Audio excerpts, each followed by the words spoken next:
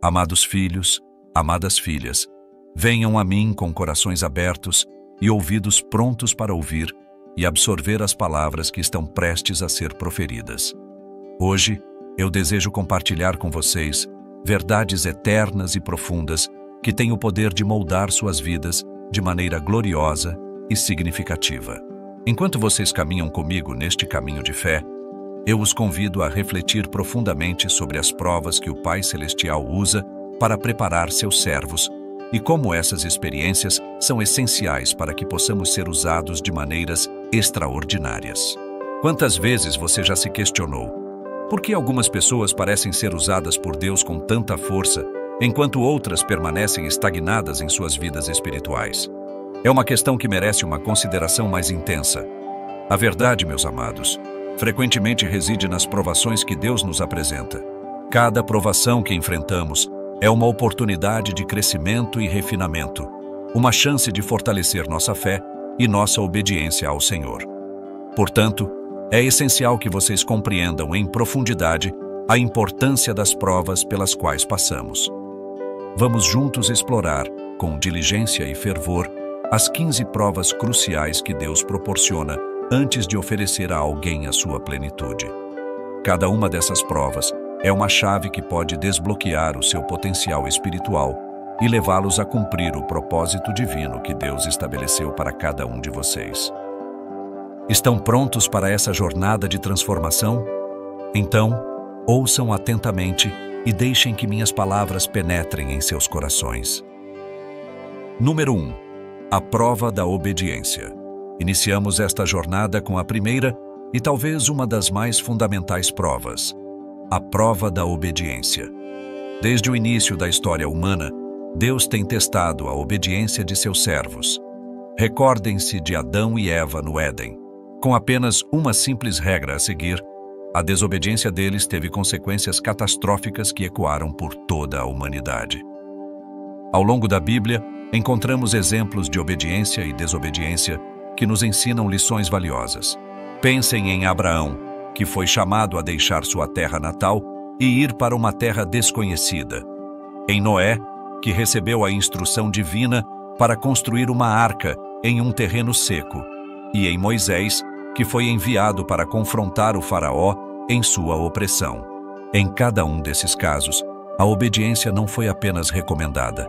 Ela foi a chave para que Deus pudesse usá-los de maneira poderosa e impressionante. Assim como o ferro é refinado pelo fogo, a nossa obediência é o que nos purifica e nos prepara para as grandes tarefas que Deus tem a nosso respeito. A obediência, meus amados, nem sempre é fácil. Quantas vezes tudo ao nosso redor parece nos incentivar a seguir o caminho mais fácil, a desviar de nossos princípios. Muitas vezes, as instruções de Deus podem parecer ilógicas ou até impossíveis aos nossos olhos. É nesses momentos que a fé e o compromisso com Deus são verdadeiramente testados. Perguntem a si mesmos: eu realmente confio no Senhor o suficiente para obedecer, mesmo quando não entendo seu propósito? A obediência é um ato de amor, uma devoção que demonstra nossa vontade de segui-lo, mesmo quando enfrentar desafios ou ter que abrir mão de algo que amamos é necessário. Lembrem-se das palavras que eu disse em João 14, versículo 15. Se vocês me amam, obedecerão aos meus mandamentos. Quando decidimos obedecer, demonstramos nosso amor e confiança em sua sabedoria e bondade. Deus não busca perfeição em nós. Ele busca um coração disposto. O Senhor deseja que sejamos como Davi, pessoas segundo seu coração. Não é por causa de nossa perfeição, mas por nossa disposição em nos arrepender e continuar caminhando em seus caminhos. Número 2. A prova da humildade. A humildade é uma qualidade que resplandece e é uma virtude que Deus valoriza imensamente. Como está escrito em Tiago 4, versículo 6. Deus resiste aos soberbos, mas dá graça aos humildes. Lembrem-se, queridos, que humildade não é pensar menos de si mesmo, é pensar menos em si mesmo. É reconhecer que tudo o que temos e somos vem de Deus. Vejam a figura de Moisés, o homem mais manso da terra, que nos exemplificou essa virtude tão linda. Quando foi chamado para liderar os israelitas, Moisés hesitou, sentindo-se inadequado. Essa consciência de suas limitações e sua dependência de mim o tornaram o líder ideal. O rei Davi, mesmo sendo poderoso e carismático, manteve uma atitude humilde diante de Deus, buscando sempre perdão e orientação. Essa humildade conferiu a Davi a capacidade de ser usado poderosamente por Deus. A prova da humildade muitas vezes aparece em circunstâncias que desafiam nosso orgulho. Pode ser uma crítica construtiva, uma tarefa que julgamos insignificante ou um fracasso que expõe nossas fraquezas.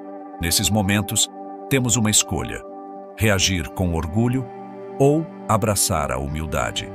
O que escolheremos, amados? A humildade nos permite aprender com nossas falhas, aceitar correções e crescer. Ela nos liberta da necessidade de provar nosso valor e nos conecta aos outros em empatia. Através da humildade, podemos ver a grandeza divina na fraqueza humana. Isso nos permite celebrar o sucesso dos outros, em vez de nos sentirmos ameaçados por eles. Lembrem-se de que Deus não busca pessoas que se acham perfeitas ou que tenham todas as respostas. Ele procura corações humildes que dependam totalmente dele. Como Paulo aprendeu, é nas nossas fraquezas que a força de Deus se aperfeiçoa. Número 3. A prova da paciência. Agora, avancemos para a prova da paciência. A paciência é uma virtude frequentemente exaltada nas Escrituras, mas raramente é simples de praticar. Em um mundo que clama por gratificação instantânea, o Senhor muitas vezes nos chama a esperar. E essa espera, meus amados, não é passiva. Ela é cheia de fé e envolvimento. Considere a vida de Abraão. Ele recebeu a grandiosa promessa de ser o pai de muitas nações, mas esperou anos e anos até que essa promessa se cumprisse. Durante esse tempo, o Senhor trabalhou em Abraão e, especificamente em sua fé, na esperança e na confiança da eficácia do plano divino. A espera muitas vezes pode parecer uma eternidade, mas é precisamente nesses períodos que Deus está trabalhando nos bastidores para trazer à vida os seus planos. O exemplo de José, o filho de Jacó, é igualmente significativo. Ele enfrentou uma longa jornada de paciência. Vendido como escravo, injustamente preso e esquecido, José esperou anos antes que o propósito de Deus para sua vida se revelasse. Durante todo esse tempo, ele manteve sua fé e integridade diante de Deus. A verdadeira paciência não se trata apenas de esperar. É sobre como esperamos e permanecemos firmes na fé. É fácil ficar amargo ou desanimado quando as coisas não acontecem conforme esperado. Entretanto, a paciência autêntica mantém a esperança viva, confiando que Deus está trabalhando, mesmo quando não conseguimos ver. Às vezes, a prova da paciência vem disfarçada nas pequenas coisas do dia a dia. Como reagimos quando alguém nos irrita, quando lidamos com um atraso no trânsito ou filas intermináveis. Essas são oportunidades para cultivar a paciência. Como está escrito em Efésios 4, versículo 2. Sejam completamente humildes e dóceis e sejam pacientes, suportando uns aos outros em amor. A paciência nos ensina a amar de forma mais profunda e genuína, refletindo o amor paciente de Deus por nós. Número 4. A prova da perseverança. Chegamos agora à prova da perseverança, que é a capacidade de continuar avançando, mesmo diante de obstáculos e dificuldades. A perseverança é essencial para todos que desejam ser usados de maneira poderosa por Deus. Pensem, por um momento, em Jó. Ele perdeu tudo: riqueza, filhos, saúde. E mesmo assim, ele se manteve fiel. Apesar da dor inimaginável e da incompreensão de seus amigos, Jó nunca abandonou sua fé. O apóstolo Paulo é outro grande exemplo de perseverança. Ele enfrentou inúmeras dificuldades em sua missão de espalhar o Evangelho. Foi espancado, apedrejado, naufragado, preso e, em última instância, martirizado. Mas mesmo assim, Paulo manteve sua fé e, até o fim, declarou: "Combati o bom combate, terminei a corrida, guardei a fé." Esta declaração de fé é um testemunho inspirador da perseverança diante do sofrimento. A perseverança não é simplesmente sobre suportar dificuldades passivamente. Trata-se de manter o foco no objetivo, mesmo quando o caminho se torna difícil. É levantar-se depois de cada queda e aprender com os fracassos. Muitas vezes, essa prova vem na forma de desafios que parecem insuperáveis. Uma doença crônica, um relacionamento desgastado, uma luta financeira persistente ou uma intensa batalha espiritual. Esses momentos são oportunidades para nos tornarmos ainda mais dependentes de Deus. Em nossa fraqueza, Ele se torna nossa força. Quando sentirem que a carga é pesada e o caminho difícil, lembrem-se das palavras de Isaías. Mas os que esperam no Senhor renovarão as suas forças, subirão como águias, correrão e não ficarão exaustos, andarão e não se cansarão.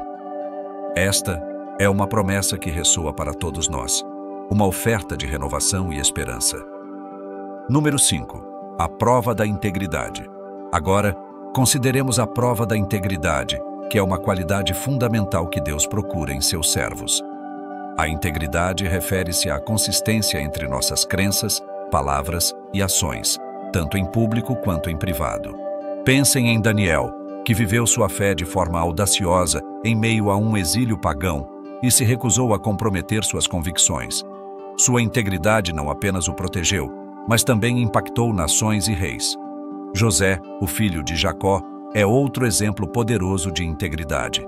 Quando foi tentado pela esposa de Potifar, ele resistiu dizendo: "Como poderia eu cometer tamanha maldade e pecar contra Deus?" Sua decisão de manter sua integridade custou-lhe temporariamente, mas eventualmente o levou a uma posição de grande influência dentro do Egito. É importante lembrar que a integridade não diz respeito apenas a grandes ações, mas também à maneira como lidamos com as pequenas coisas em nossas vidas. Jesus nos ensinou que quem é fiel no pouco, também é fiel no muito. Isso se reflete na nossa ética de trabalho, no modo como cuidamos de nossos relacionamentos e na maneira como gastamos nosso tempo e recursos. A prova da integridade é frequentemente testada por tentações sutis, como a oportunidade de conseguir uma vantagem injusta nos negócios, a tentação de falar mal de alguém pelas costas ou a chance de cortar caminho em uma tarefa. Em momentos como esses, somos desafiados a nos manter firmes e a agir de acordo com os princípios de Deus. Manter a integridade pode ser difícil em um mundo que muitas vezes valoriza o sucesso acima da ética, mas é imprescindível se quisermos ser usados por Deus para sua glória. Mas antes de falarmos sobre a próxima prova, aqui vai um pequeno teste para avaliar a sua boa vontade. Inscreva-se neste canal e ative o sininho de notificações para que você nunca perca uma mensagem minha, que certamente serão luzes na caminhada da sua vida. E não se esqueça de deixar seu valioso like neste vídeo, pois sua interação nos ajuda a levar ainda mais amor e fé a todos que precisam. Meus amados, após esse pequeno teste, nós podemos prosseguir. Número 6. A prova do perdão. Meus amados, a prova do perdão é uma das virtudes mais poderosas e desafiadoras que Deus nos chama a cultivar em nossos corações. É fácil falar sobre perdão quando não fomos profundamente feridos, mas a verdadeira prova vem quando enfrentamos injustiças reais e dolorosas. A vida de José, que foi traído e vendido como escravo por seus próprios irmãos, exemplifica essa luta. Ele teve todas as razões para guardar rancor. No entanto, quando teve a oportunidade de se vingar, José escolheu perdoar e dizer: "Vocês planejaram o mal contra mim, mas Deus o tornou em bem." O rei Davi também demonstrou um espírito de perdão notável quando estava sendo perseguido por Saul. Ele teve a oportunidade de retaliar, mas escolheu poupar a vida de seu inimigo. Mesmo após a morte de Saul, Davi honrou sua memória. E eu, Jesus, na cruz clamei: "Pai, perdoa-lhes, pois não sabem o que fazem." Este ato de perdão radical não somente nos ensinou a importância do perdão, mas também abriu o caminho para nossa própria reconciliação com Deus. O perdão, queridos, muitas vezes vem quando menos esperamos. Pode ser uma traição de um amigo próximo, uma injustiça no trabalho, ou palavras cruéis de um membro da família. Nesses momentos, A tendência humana é buscar vingança ou justiça, mas Deus nos chama para um padrão mais alto. Jesus ensinou: amem os seus inimigos e orem por aqueles que os perseguem. Essa é uma chamada radical que vai contra a nossa natureza humana, mas que reflete o coração e a natureza de Deus. Lembrem-se, o perdão não significa que negamos a dor que sentimos ou que o que foi feito estava certo. Não significa também restaurar um relacionamento tóxico. Perdoar é uma decisão de liberar o outro da dívida que sentimos que eles nos devem e nos libertar do poder que o ressentimento tem sobre nós. Essa prática de perdão não é um evento único. É um processo que exige que muitas vezes perdoemos repetidamente até que nossos corações estejam verdadeiramente livres. Número 7. A prova da fé. Na sequência, vamos abordar a prova da fé. A fé é um fundamento central na vida cristã, e esta confiança nas promessas de Deus deve informar cada aspecto de nossa existência. Como está escrito em Hebreus 11, versículo 6. Sem fé é impossível agradar a Deus. Portanto, é natural que Deus frequentemente teste e fortaleça a fé em suas vidas. Pensem em Abraão, conhecido como o pai da fé. Sua jornada começou com um chamado para deixar tudo o que conhecia e ir para uma terra desconhecida. Em sua jornada, sua fé foi testada repetidamente, culminando no pedido de Deus para sacrificar seu próprio filho, Isaque. Em cada teste, Abraão escolheu confiar em Deus e, como resultado, sua fé lhe foi creditada como justiça. Essa história nos mostra que a verdadeira fé é muitas vezes forjada no fogo da provação e da incerteza. Moisés também enfrentou inúmeros testes de fé em sua vida. Quando Deus o chamou para liderar os israelitas para fora do Egito, Moisés inicialmente duvidou de sua capacidade. Mas, à medida que confiava em Deus, viu milagres extraordinários, incluindo a abertura do Mar Vermelho. As provas de fé geralmente virão em momentos de crise ou incerteza. Pode ser um diagnóstico médico aterrador, uma perda financeira repentina ou mesmo a morte de um sonho. Nesses momentos, somos desafiados a confiar que Deus ainda está no controle, mesmo quando não podemos ver ou entender seu plano.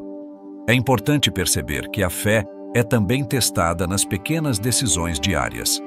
Precisamos escolher se vamos confiar nas promessas de Deus ou nos deixarmos dominar pelo medo e pela ansiedade. Buscamos primeiro o reino de Deus ou nos preocupamos com nossas necessidades terrenas? O pai que trouxe seu filho a mim em busca de cura expressou essa tensão de forma perfeita ao dizer: eu creio, ajuda-me na minha falta de fé. Essa declaração é um lembrete de que a fé não é a ausência de dúvidas, mas a decisão de confiar apesar delas. Número 8. A prova do contentamento. A prova do contentamento é especialmente desafiadora em nossa sociedade moderna, onde somos constantemente bombardeados com mensagens que nos dizem que precisamos de mais posses, mais prestígio, mais poder. O apóstolo Paulo, no entanto, exemplificou o verdadeiro contentamento. Ele disse: aprendi a adaptar-me a toda e qualquer circunstância.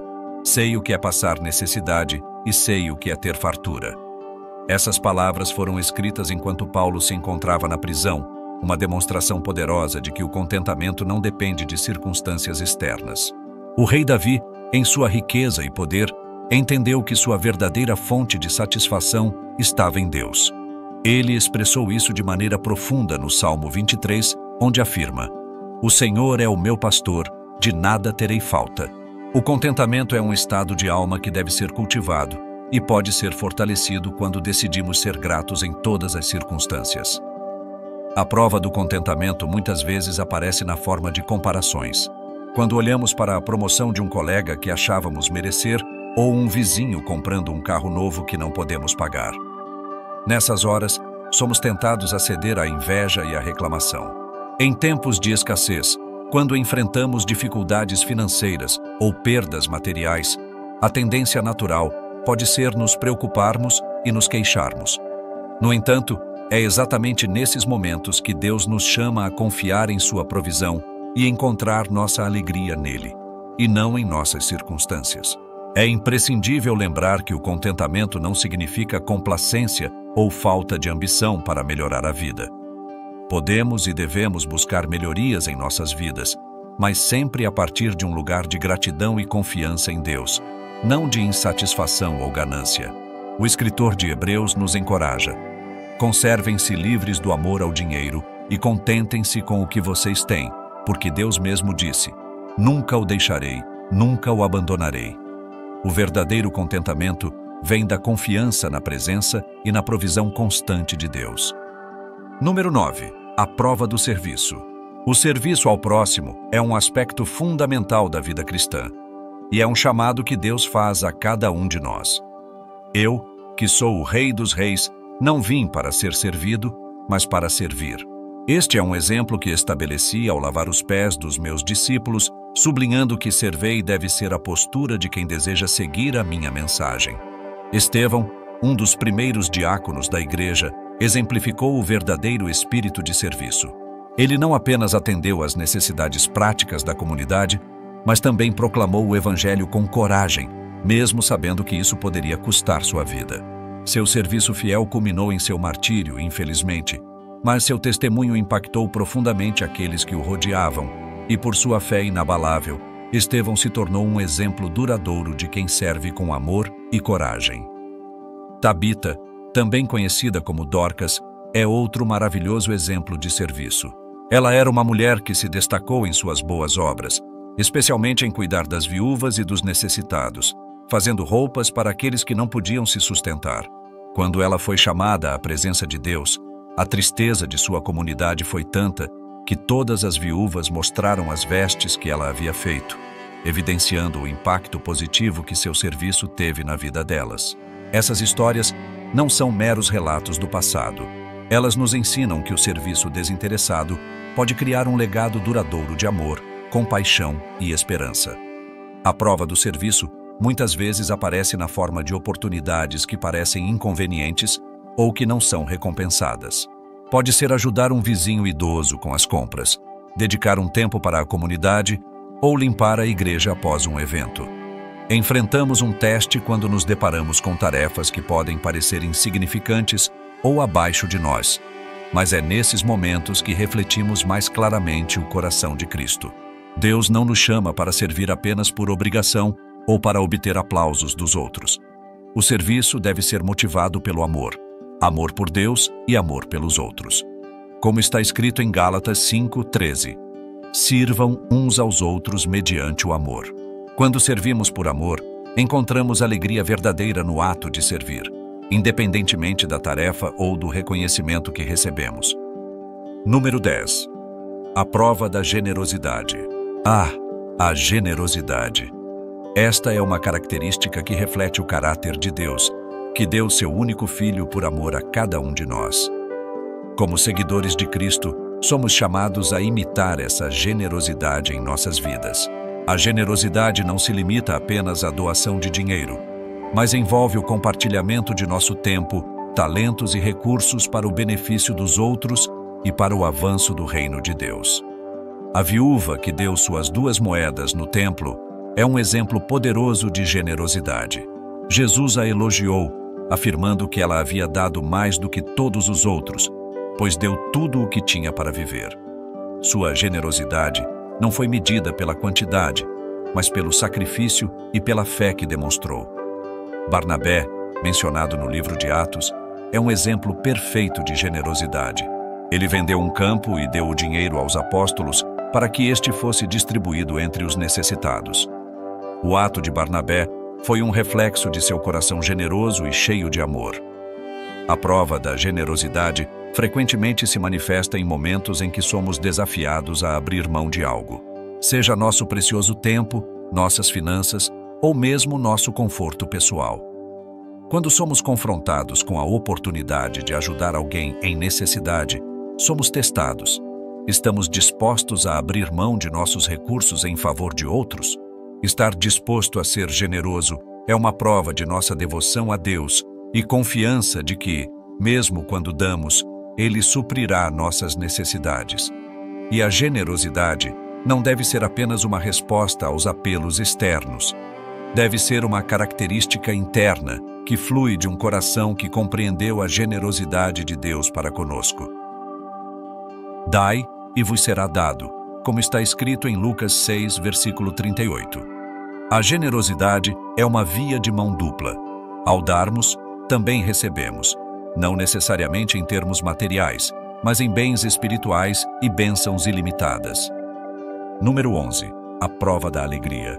Agora, vamos explorar a prova da alegria. Você já considerou que sua alegria pode ser testada?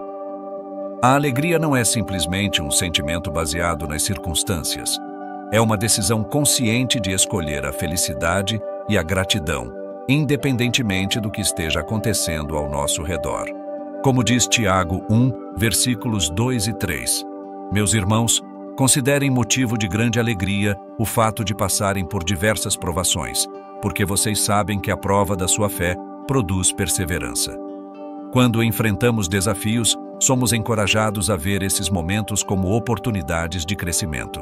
Em Filipenses 4, versículo 4, Paulo exorta: alegrem-se sempre no Senhor. Novamente direi: alegrem-se. Essa alegria inabalável não depende do que possuímos ou do que nos acontece, mas da nossa conexão com o Senhor e da confiança em suas promessas. O apóstolo Paulo viveu essa alegria radical enquanto estava na prisão. Ele muitas vezes menciona a alegria em suas cartas, mesmo em meio ao sofrimento e à perseguição. Quando adotamos uma mentalidade de gratidão e nos concentramos nas bênçãos que Deus nos deu, encontramos alegria nas pequenas coisas. A prática do agradecimento pode transformar a maneira como percebemos nossas experiências diárias. Essa alegria é contagiante. Quando vivemos em alegria, trazemos luz a um mundo cheio de trevas.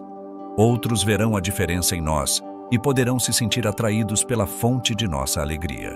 Somos chamados a ser sal e luz da terra. Nossas vidas, cheias de alegria, servirão como testemunho vivo do poder de Deus em ação. A prova da alegria é, portanto, um convite para viver de maneira que reflita a bondade e a generosidade de Deus em todos os momentos. Número 12. A prova da firmeza.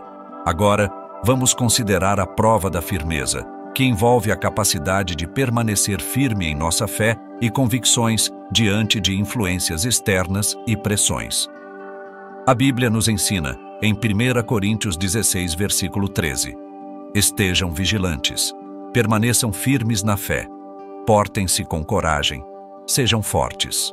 A firmeza é vital, especialmente em uma era na qual as doutrinas e os valores são tão frequentemente desafiados. O profeta Daniel é um exemplo exemplar de firmeza. Mesmo vivendo em um ambiente hostil que tentava moldar e mudar sua identidade e crenças, ele se manteve firme em sua fé, orando e buscando a Deus, mesmo que isso significasse desobedecer às ordens do rei. Sua fidelidade não apenas resultou em sua proteção sobrenatural, como também teve um impacto na cultura ao seu redor. Ele se tornou um exemplo de integridade em uma sociedade corrupta. A prova da firmeza é frequentemente desafiada por correntes de conformismo. Pode haver pressões para ceder às opiniões populares ou para participar em ações que vão contra os princípios de Deus. Quando permanecemos firmes em nossa fé, mesmo que isso signifique estar em desacordo com os outros, demonstramos a profundidade de nossa crença e a verdade que defendemos. Paulo nos encoraja em Romanos 12, versículo 2. Não se amoldem ao padrão deste mundo, mas transformem-se pela renovação da sua mente. Esta prova também nos ensina a importância da comunidade e do apoio mútuo. Em Hebreus 10, versículos 24 e 25, somos instruídos a nos estimularmos uns aos outros para a prática do amor e das boas obras, e a não abandonarmos a nossa congregação.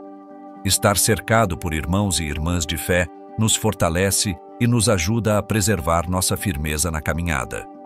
Número 13. A prova da esperança. Meus amados, a prova da esperança é uma das mais belíssimas que enfrentamos. A esperança bíblica não é mera expectativa humana, é uma confiança sólida e segura nas promessas de Deus. Romanos 15, 13 nos diz: que o Deus da esperança os encha de toda alegria e paz à medida que vocês confiam nele, para que transbordem de esperança pelo poder do Espírito Santo. A esperança é fundamental em momentos de desespero e incerteza. Deus nunca nos prometeu que teríamos uma vida sem dificuldades, mas Ele nos assegurou que seria conosco em cada momento. A esperança é a âncora que nos mantém firmes quando as tempestades da vida tentam nos derrubar. Pensem em Jó, que mesmo em meio à intensa dor e perda, declarou: "Eu sei que meu Redentor vive." Mesmo quando tudo parecia perdido, sua esperança estava firmemente ancorada na certeza da presença de Deus. Muitas vezes, a prova da esperança se apresenta em momentos em que a ansiedade e o medo tentam se infiltrar em nosso espírito. Quando olhamos para as circunstâncias ao nosso redor, podemos nos sentir sobrecarregados. No entanto, devemos nos lembrar que nossa esperança não está nas coisas visíveis, mas na promessa e no caráter fiel de Deus. Nós também esperamos a volta de Cristo com confiança e alegria. Isso nos dá um propósito e um objetivo em meio à adversidade. Em Colossenses 3, versículo 2, somos orientados a pensar nas coisas do alto, não nas que são aqui da terra. A esperança transforma nossa perspectiva e nos orienta a viver de uma maneira que reflete a expectativa da promessa divina. Número 14. A prova da comunicação. A comunicação é uma parte vital da nossa caminhada como seguidores de Cristo. Somos chamados a compartilhar a boa notícia e a verdade do Evangelho. O Senhor mesmo nos disse em Mateus 28, versículos 19 e 20, conhecido como a Grande Comissão, que devemos ir e fazer discípulos de todas as nações. Isso implica em comunicação não apenas verbal, mas também por meio das nossas ações e testemunhos de vida. Mas a prova da comunicação vai além da evangelização, também se estende ao nosso dia a dia. Como comunicamos amor, amizade e bondade aos que nos cercam?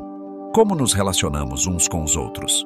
Em Efésios 4, versículo 29, somos instruídos: "Não saia da boca de vocês nenhum tipo de conversa torpe, mas apenas o que for útil para edificar os outros, conforme a necessidade, para que conceda graça aos que a ouvem."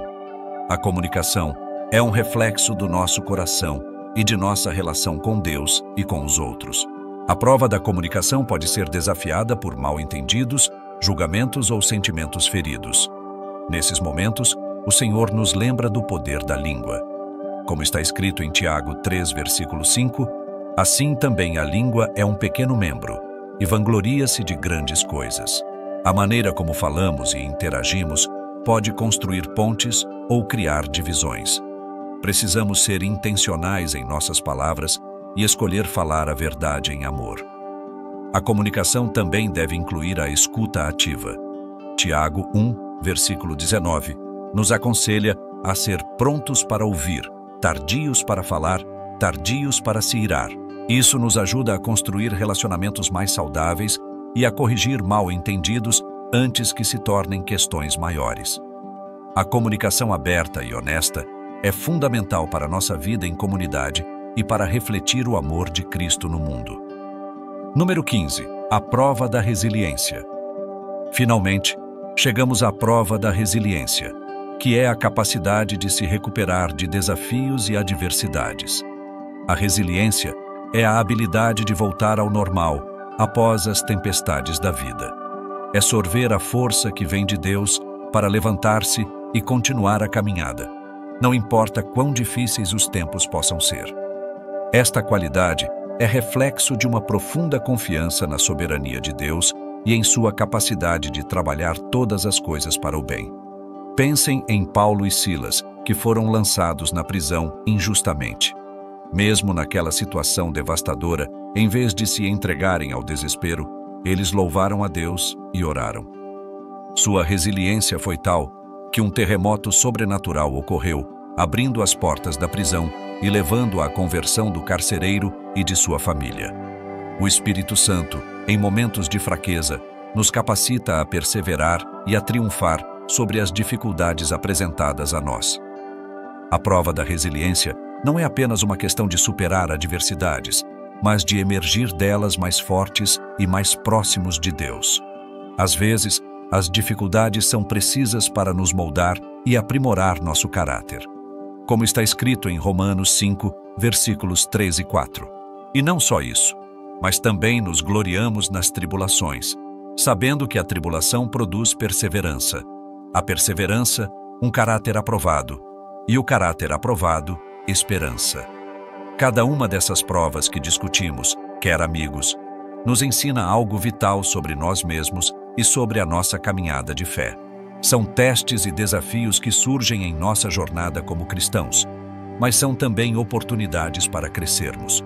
Portanto, em vez de vê-las como meras dificuldades, precisamos olhar para elas como oportunidades divinas que nos preparam para sermos usados de forma poderosa e significativa. A jornada de cada um de vocês é única, mas o chamado de Deus em suas vidas é claro. Ele deseja que vocês sejam moldados, refinados e preparados para as grandes coisas que Ele tem para vocês. Cada prova que enfrentamos nos ajuda a nos tornar o vaso que Deus pode usar para a sua glória. Lembrem-se de que as provas vêm para todos. O que define nosso chamado é como respondemos a elas. Se permitirmos que Deus trabalhe por meio de nós, sairemos mais fortes, mais fiéis e mais próximos dele. Agradável é o Senhor que nos chama para essa jornada de transformação e crescimento. Que a graça e a paz do Senhor estejam convosco, hoje e sempre. Amém.